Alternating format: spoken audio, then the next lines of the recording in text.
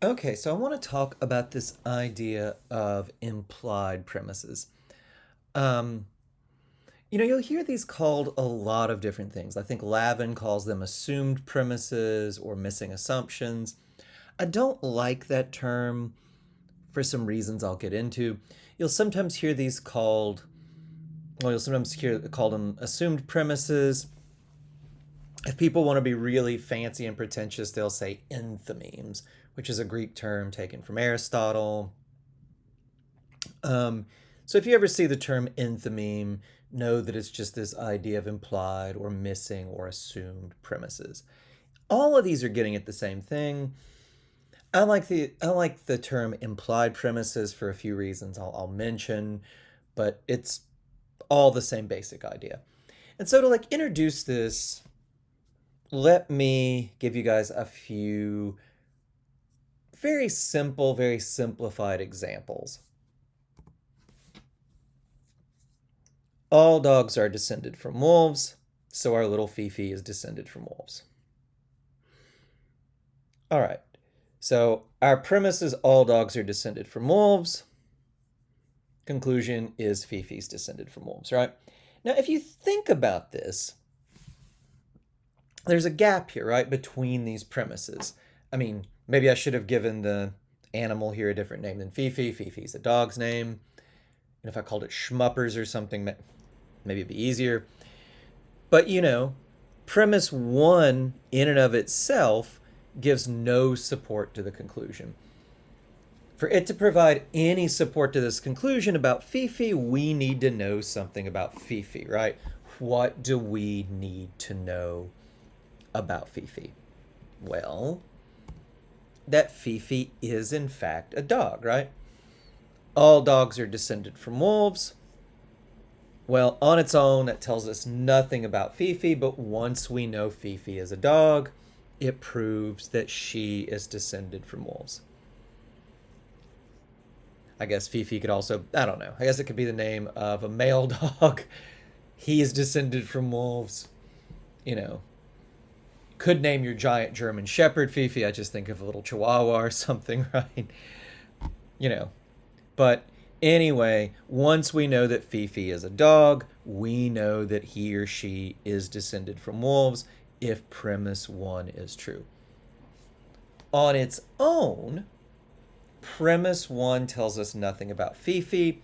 We need to connect premise one to our conclusion before we know anything about Fifi, right? This is the idea of missing or implied premises, right? Look, if you were just having a conversation and Fifi were sitting there right in front of you, somebody might not say this because, of course, you can just see this dog sitting there. But for this to work, you need to fill this in. Here's another one. This is just a historical fact. John F. Kennedy was elected president. He was. So the U.S. has had at least one Catholic president. So it has, right? I think we've had two. I know we've had two. We might have had more, right? But Kennedy was elected president. So the U.S. has had at least one Catholic president. Premise one, Kennedy was elected president. Conclusion, we've had at least one Catholic president, right?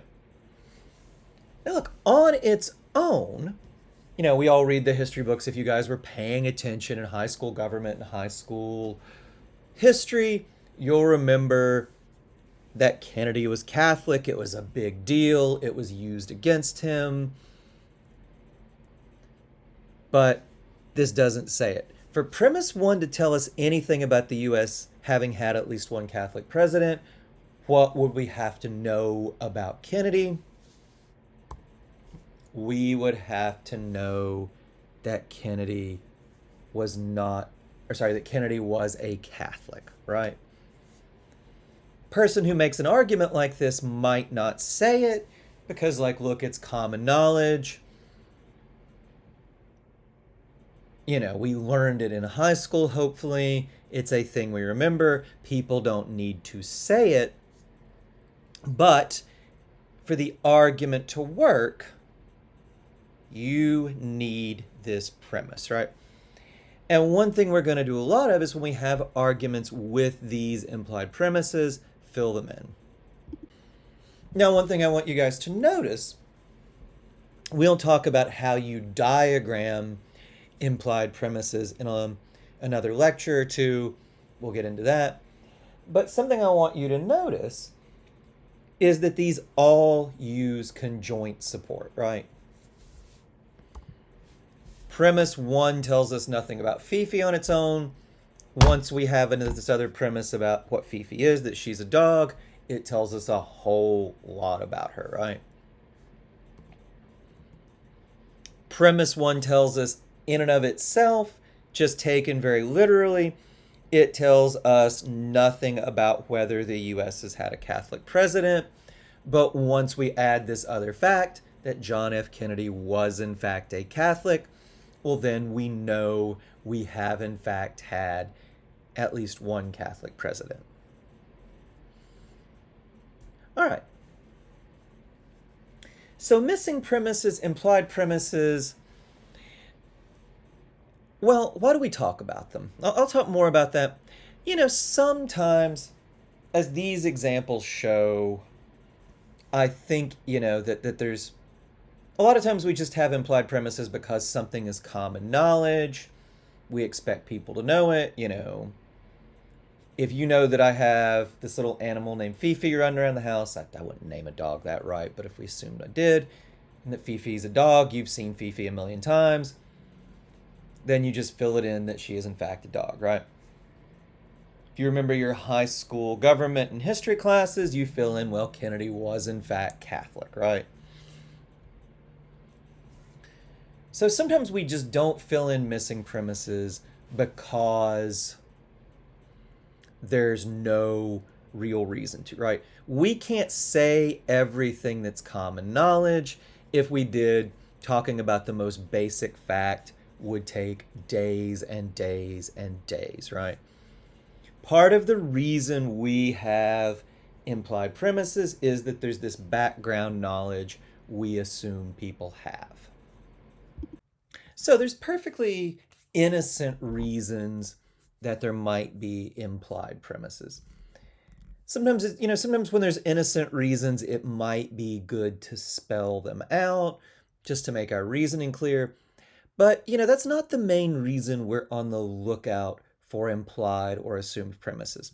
What are the main reasons we're on the lookout for implied or missing premises? Well, let me give you guys an example.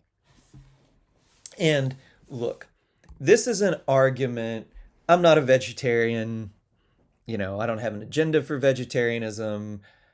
I don't know. Don't want to get in an argument about it. But this is an argument about vegetarianism that a friend of mine who is a vegetarian used to get lobbed at him all the time, and it would make him furious. And it would make him furious because, look, what's it to you if he's a vegetarian? Right? His own diet choices just buzz off if you don't like them. But beyond that, it's a really bad argument, but there's something buried here that keeps you from seeing how bad it is. And the argument goes something like this. Vegetarianism is unnatural for human beings, so vegetarianism is unhealthy.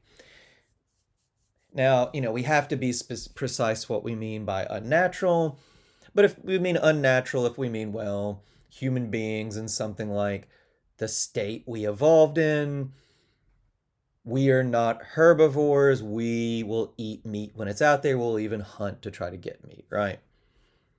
There are animals that tend to only eat vegetables or won't eat anything, but we are not one of those. So, vegetarianism is unnatural for human beings. Unnatural is an incredibly loaded word. I might rework this just to be more precise if we were really working on it. But, we don't need to do that now. I just want to show you what's wrong with this. Vegetarianism is unnatural for human beings. Well, does that show that it's unhealthy? No, we have to plug in some sort of bridging premise here 1 does not get you to 3. We need something else for 1 to work with to get you to 3. Well, what is that going to be? Well, I think it's going to be something like this, right? I mean, there's other ways you could fill this in, but you're going to need something about like this. Anything that is unnatural for human beings is unhealthy. I think something like anything that's unnatural for human beings is incredibly likely to be unhealthy or almost certain to be unhealthy. That might also work, but you're going to need something like that, right? Vegetarianism, unnatural for human beings. Anything that is unnatural for human beings is unhealthy. So vegetarianism is unhealthy. Well, once we've filled in this implied premise, I think you guys can start to see why this is a bad argument, right? Do you accept premise 2? Do you think premise 2 is, to use a term we're going to use a lot of in the next lecture, plausible? Is it something that is likely to be true and likely that people will accept and should accept? Almost certainly not, right? I mean, look, there are plenty of things that are unnatural that we don't do or our ancestors didn't do, you know, before we got into more advanced societies that we do that are not only not unhealthy, that are very healthy, right? Putting on sunblock if you're going to be in the sun all day is not natural. Cavemen didn't have copper tone, right?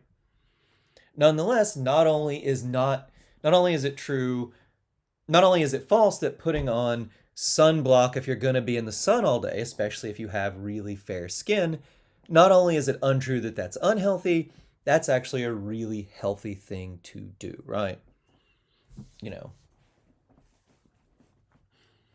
Going to the gym and riding on an elliptical for 30 minutes a couple times a week, well, that's unnatural. Look, the cavemen, I'm sure if you had some bizarre Flintstones thing, they would have some elliptical with a squirrel in it or something, right? If you've never seen the Flintstones, don't worry about the reference. It's mildly amusing, but you're not missing anything great, right? But real cavemen, our ancestors outside of developed society did not have ellipticals. It does not mean that going and exercising on an elliptical is unhealthy. Taking antibiotics when you have a severe infection is unnatural. If the side of my face swells up because I have an infected gum, awful thing that happened to me once. Our however many times great grandfathers and great grandmothers did not have penicillin. Thank God we do. Not only is taking penicillin when you have a nasty infection unnatural, it's definitely not unhealthy. In fact, it might well prevent you from dying horribly, right? So the implied premise that makes this argument work is not true, right? Not only is it not true, it's just stupid. You would be an idiot to believe this, right? This is a terrible argument because it requires a premise 2, that is not only blatantly untrue, it's just idiotic, right? And this is why my friend used to get so mad about this argument. It's obnoxious to give people a hard time when it's not your business. But B, it's just a bad argument because it relies on this hidden premise, this assumed or implied premise. That's just dumb, right? And the argument looks like it's better than it is because it hides its dumb premise that it needs to work. And look, maybe people just don't think about this. Maybe people know this and, are deliberately trying to fool people. But either way, once we bring this implied premise to light, we're in much better position to see how good an argument this is. Lo and behold, it is not a good argument. In fact, it is a really stupid one. Sorry. I should be less biased. I should be more even-handed. We will talk in next lecture about the importance of being even-handed, but there's really no way to make this a good argument. It's just dumb, right?